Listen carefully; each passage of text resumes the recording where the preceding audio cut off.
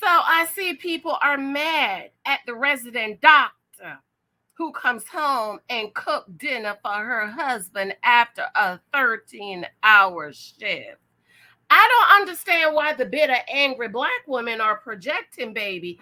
Just admit it. I ain't never had a good man that I wanted to come home to after 13-hour shift and make dinner for. Why, not my cousin, are the angry, bitter, jealous, angry black woman mad at this black woman for cooking dinner for her husband? He needs to eat, and I'm sure she needs to eat too. Now, I will agree, girl, cooking food in them scrubs, baby. Child, no, man, take them dirty, nasty clothes off, okay? My husband comes home sometimes and cook because that's what de-stresses him. And he's coming in from Manhattan. Come home, they take the clothes off, put it in the laundry bag to go to the cleaners. Don't be cooking no food for me in no dirty clothes from Manhattan. But anyways, girl, other than that, I don't see a problem with it, and I don't understand why angry black women are mad at this woman for cooking dinner for her husband. Why y'all mad? What's wrong? He don't need to eat? I'm sure she needs to eat too. So let me just go ahead and play this basic, surgery resident dinner for her husband after working a 13-hour shift. My husband expects dinner when he gets home. Absolutely. Dude, my kids expect dinner when they get home. My husband expects something to eat when he get home. So I don't understand what the problem is. Why y'all mad at her? That's the husband she chose. He wants to eat, and I'm sure she's gonna eat some of the food too. But y'all is mad because after 13 hours, she's got to cook for her husband. And she also said she enjoys it. She says she enjoys cooking for her husband. I enjoy cooking for my husband too, and my kids.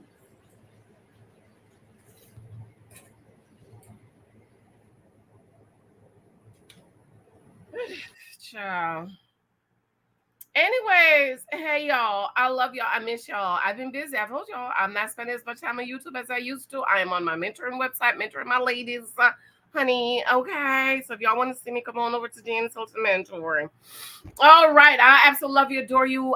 But I do miss you guys. I must admit, I absolutely miss you guys. Let me show you. Let me do the fashion show for y'all. Okay, bam, bam. Okay. So thank you for your love and your support. Thank you for those of you who's been hanging with me. Thank you, and shout out to all of our new subscribers. I absolutely adore you and really appreciate you. My husband profile course is going very well. I have over 20 ladies this time around. This is the only time I'll be teaching it this year. Again, I will not be teaching it until next year, and I don't have a time for it because I also want to teach a financial workshop and a femininity course. So I don't even know what's going to happen in 2020, 2023, 2024. All right. So be sure to subscribe. So thank you for those of you who have picked up 23,000 guys you might meet. And that one cousin, thanks for leaving that review for me. I did see it, but I think Amazon is still playing with me. All right, y'all. Y'all have heard about the resident. She came home 13 hours after, and she says that her husband expects dinner on the table. He is also a surgeon. They're both in doing their residency, and she says he expects dinner on the table. Now, one of the things I read in the comments is she's showing off. She's trying to prove that she's a strong, independent Black woman who can do 13 hours and come home and cook for her husband. I don't perceive what's the problem with her showing that she comes home from work and makes dinner for her husband. I mean, you showing off about all you're doing for a boyfriend. So I'm in this femininity group, child, and this girl is gonna say, yeah, I slid in his inbox. We've been boyfriends, girlfriends for 2 years. I'm 5 months pregnant. We just bought a house. I wanted to say, girl, the man didn't even marry you, ma'am. That is not femininity. That's typical struggle love, Black woman, struggle love, typical boyfriend relationship. We don't do boyfriends or girlfriends over here. We don't have babies out of wedlock over here. We don't shack up, and we don't buy houses together. So you can show off what you and your dusty boyfriend is doing, but this woman is wrong for showing that she's making dinner for her husband. I don't understand what's the problem. The problem is a lot of y'all ain't never had a good man good enough that you wanted to come home and make him some food. Now, I am not of the mindset that the way to a man's heart is through his belly. I think it's just one of those typical hood, niggerish black, y'all say in the black neighborhood, to get black women keep cooking for these dirty, dusty males that won't marry us. That's why I don't cook for nobody. Me and Michael, we dated, got engaged, and he might have eaten from me about 3 times. And one of those 2 times was when he met with my father at my house. I don't believe in cooking for no man I ain't married to. Okay, or daddy or uncle, brother or cousin or whatever.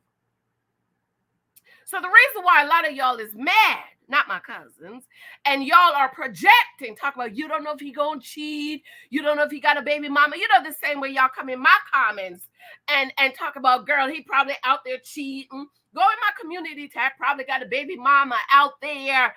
And so because you're projecting, because your man, husband had a baby on you, beat you, abuse you, then I shouldn't love my husband and respect my husband and praise my husband and speak well of my husband because your dusted baby daddy cheated on you, abused you, beat you, and had a whole baby on you. So because your dirty, dusty, niggerish boyfriend did that to you, you think every man is just like that. And my husband and this woman's husband is going to cheat on us, beat us, and abuse us because you chose a man who did that. You, baby, stop projecting and leave that woman. Let her cook for her husband. Leave me alone so I could talk good about my husband. I have a good man. He takes very good care of me and our kids. And I have control of all the money, boo-boo. And we just crossed the financial milestone that some of y'all say, oh my God, y'all just showing up. Y'all see, black people, y'all not used to having nothing. Y'all used to live in paycheck to paycheck, struggling, frying chicken dinner to bury your dead. Now chicken dinner has turned into GoFundMe. So me sharing with you and praising God and thanking God that our little family just crossed a significant financial milestone, one of which more black people will never cross. To you, it's showing off other than look at what God has done. And this is why you need to be mindful of the husband you choose and also be mindful of the wife men choose. Because one of the things my husband said to me, he said, I paid attention to how you spent your money. And I knew because you didn't waste your money, you wasn't going to waste my money. See, ladies, this is why dating is for data. Because some of y'all like the man, y'all went out and y'all had a good time, y'all done not boots, and it was good, and you can't understand why he don't want to be bothered with you. It's because he learned something about you that he don't like. And you just can't understand. This is why we don't believe in boyfriends. Date him, get the data, he get the data, oh, you move along, it's not working. Next, drop, goodbye.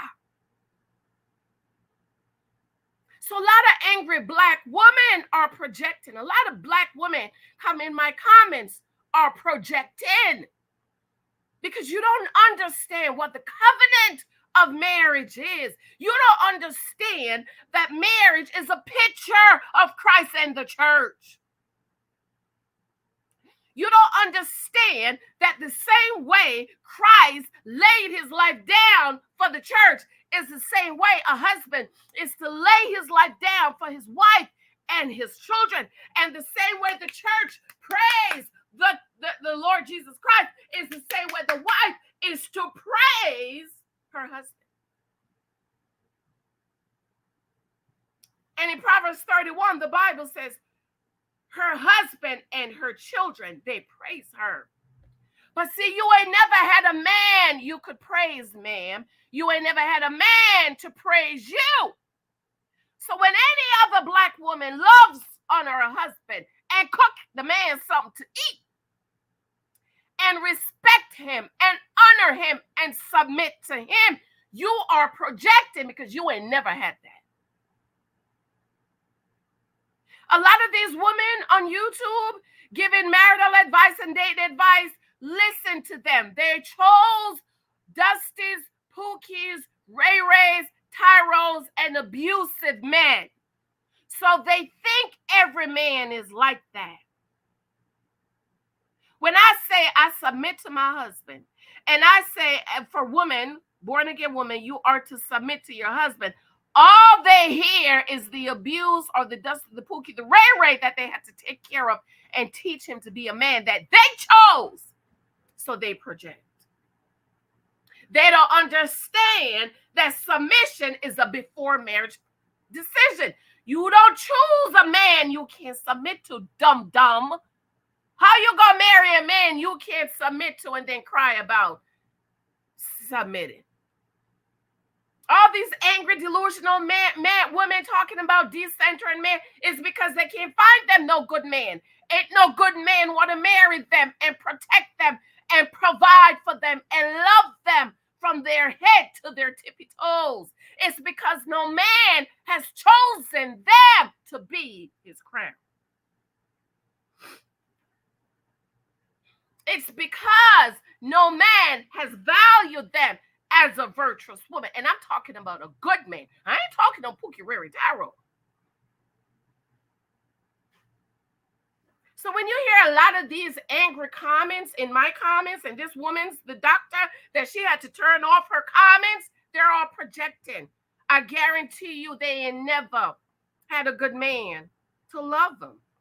Because I'm like, well, what's wrong with her making her husband dinner? Okay, she worked 13 hours. Okay. Maybe today's her day to cook. Now, I hope she don't cook every day. Because that's something I told my husband. Do you eat leftovers? That was one of my dating questions. Do you eat leftovers? Because you know I'm from the islands, and them island men, they want you to cook every day. I don't like island men, no way. But anyways, that was one of the questions I asked. Because some of these island men, the African, they want that fresh food. And I'm not about to cook every day. I ain't never cook every day. And I never will. And I made sure I told my husband, do you eat leftovers? Because I don't cook every day. And for my 40th birthday, I took off for a week. And I said, I'm going to cook every day. And by Thursday, I was crying. I broke down the counter. I'm tired. He said, baby, I never asked you to cook every day. I never tried it again. Both my husband and I cook. My husband loves to cook. Yesterday I made 2 meals. So we had one yesterday. We're going to have one today. And I'll cook tomorrow. Maybe my husband will cook tomorrow. I just want you, the angry, bitter, angry, resentful Black woman. When you see a Black woman doing something good for her husband and it upsets you, you need to go to counseling.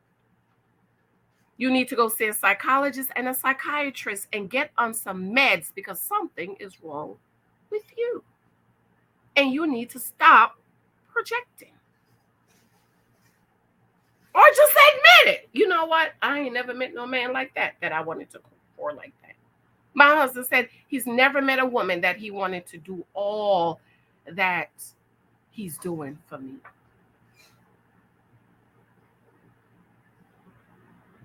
He's never met one. So if you've never met one, you've never had one, ma'am, how do you know what it feels like to cook for a man or to love on a man, to respect a man, to adore a man? A good man, but you never had one. It's like you always lived in the hood. You don't know what it means to live in the suburbs. But you want to talk about people in the suburbs, but you only live in the hood where gunshots is flying every day, all day. You're dodging bullets. You got to tie your Tesla up to the tree because you get a hood poverty mentality. Instead of you moving out the hood, you're driving a Tesla in the hood. I don't understand. Instead of you moving out the hood so your kids could go to better school, you come out your house with $1,000 on, but you don't have $1,000 in your bank account. You're driving around in Benz and Beamers, and your kids go to bad schools. That's poverty mentality. That's why some of y'all was mad when I shared that our family just crossed a financial milestone. And I say our family because our kids also have investments. So combined, we've crossed this financial milestone. And you're mad and bitter and angry and resentful because you're too poverty minded to discipline your hips and learn about money and learn about poverty and learn that poverty is a curse. It is a curse for you too undisciplined to sit your get a hood hips down and learn about money and finances and get out from under the spirit of poverty curse. That's why. Instead of you being happy, oh, she just showing off. She always showing off. Her husband probably cheating on her. He probably got a baby mama on her. That's okay. I'm over all his money. I know exactly what to do. My name is on every bank account. I'm the beneficiary of every one of his accounts.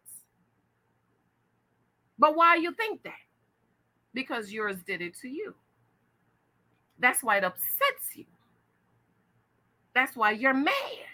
That's why it makes you feel bad on the inside. You ain't never heard me be mad at no woman that's cooking for her husband and doing this. That there's another lady that did a video said she got 7 kids taking care of man. I don't know what it's like to be a stay-at-home wife. I know what it's like to be a stay-at-home wife on government assistance.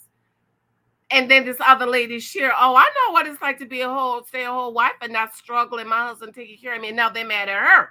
They praise the one that got 7 kids taking care of a man, but they're mad at the one that chose a good husband that's going to provide for you. Messed up.